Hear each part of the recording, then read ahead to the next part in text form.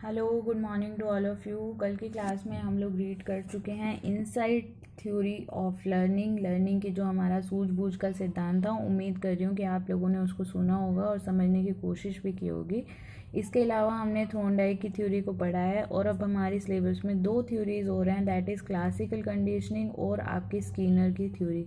तो classical conditioning, जिसको हिंदी में अनुबंधन का सिद्धांत भी बोला जाता है, ये जो सीखने का सिद्धांत है बहुत ही इम्पोर्टेंट है। इसको टिक कर लीजिए, एग्ज़ाम्स में कई बार रिपीट हुआ है ये, और आपके एजिस्टेट के एग्ज़ाम में भी इसमें से कुछ पूछ लेते हैं, एक एक मार्क्स के क्वेश्चंस आते हैं। तो जो ये सिद्धांत है ये पैवलव ने, आईपी पैवलव ने दिया था, जो कि एक फिजियोलॉजिस्ट थे, शरीर शास्त्री से आपका क्वेश्चन आना चाहिए यहाँ पे कि जब शरीर शास्त्री थे तो मनोवैज्ञानिक कैसे बन गए।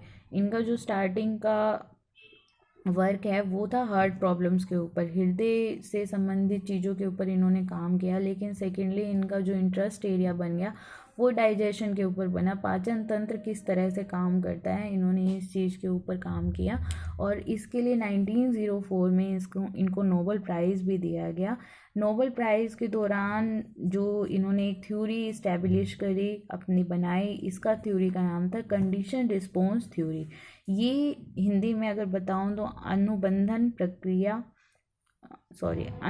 अनुक्रिया सिद्धांत, ठीक है। और ये किसके ऊपर बेस्ड है, ये कंडीशन, आप जो है इसको इंग्लिश के वर्ड्स को यूज़ करो क्योंकि हिंदी में ये और ज़्यादा कंफ्यूजिंग हो जाएगा।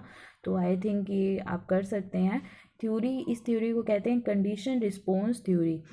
ये जो थ्योरी है लर्निंग की, ये बेस है कंडीशन के ऊपर। कंडीशन का मतलब क्या होगा यहाँ पे, कंडीशन का मतलब है अनुबंधन, association between stimulus and response. अगर आपको याद हो तो मैंने आपको थॉर्नडाइक की थ्योरी में भी बताया था कि स्टिमुलस और रिस्पॉन्स के बीच का जो कनेक्शन होता है उसको उन्होंने कनेक्शनिज्म बोला था।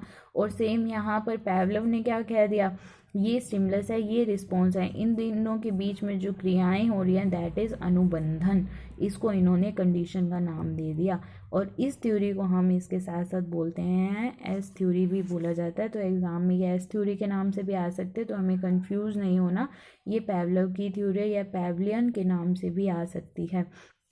इन्होंने जो एक्सपेरिमेंट किया था वो डॉग के ऊपर किया था, डॉग के ऊपर। और इन्होंने बेसिकली सीखने के सिद्धांत में यही बताया है कि हम एक चीज़ का दूसरी चीज़ के साथ एसोसिएशन करवा के उन दोनों को मिलाकर किसी भी कार्य को सिखा सकते हैं। इन्होंने फोकस किया था कंडीशन के ऊपर और एसोसिएशन के ऊपर।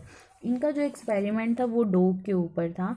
कुत्ते को क्या किया गया, देखिए एक्सपेरिमेंट आपको लर्न करने पड़ेंगे। थॉर्नडाइक का हमने कैट के ऊपर पढ़ा था, इसके बाद इनसाइट थ्योरी का हमने इनसाइट का हमने चिंपैंजी के ऊपर पढ़ा है, और जो पैवलव का है ये डॉग के ऊपर है। डॉग को क्या किया, एक बंद कमरे में रखा गया, भूखा था डॉग, तीनों को भूखा छोड़ा गया, पहले दोनों को भी भूखा छोड़ा गया था।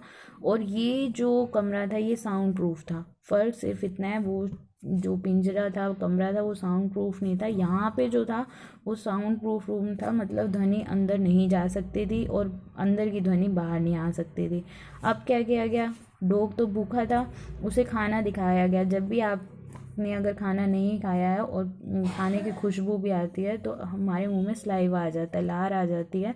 और सेम डॉग के साथ भी यही हुआ। और कुछ टाइम के बाद जब कुछ प्रयास इस तरह दे दिए गए, बार बार उसको खाना दिखाया जाता जिससे उसके मुंह में सलाइवा आ जाता, लार आ जाती। इसके कुछ समय के बाद, कुछ प्रयासों के बाद, यहाँ पर एक बेल भी बजाई गई, एक घंटी बजाई गई।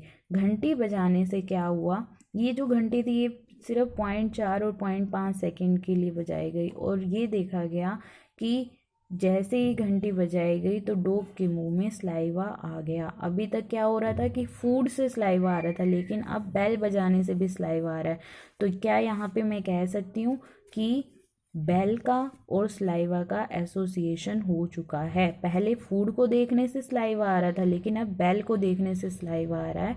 तो यहाँ पर इन्होंने अपनी थ्योरी को प्रूव कर दिया कि हम चीज़ों की आपस में कंडीशनिंग करवा कर भी हम किसी भी कार्य को सिखा सकते हैं। Association between bell and saliva. Bell क्या था, बेल यहाँ पे स्टिमुलस हो गया। स्टिमुलस क्या होता है मैं आपको बता चुकी हूँ। जब भी आप अपने एनवायरनमेंट में किसी भी चीज़ के लिए कोई भी अनुक्रिया करते हैं, कोई भी रिस्पॉन्स देते हैं, तो हम उसको स्टिमुलस कहते हैं। देखिए इस थ्योरी को थोड़ा सा बार बार रिपीट करके पढ़ लेना, क्योंकि ये थोड़ी सी कॉम्प्लिकेटेड है।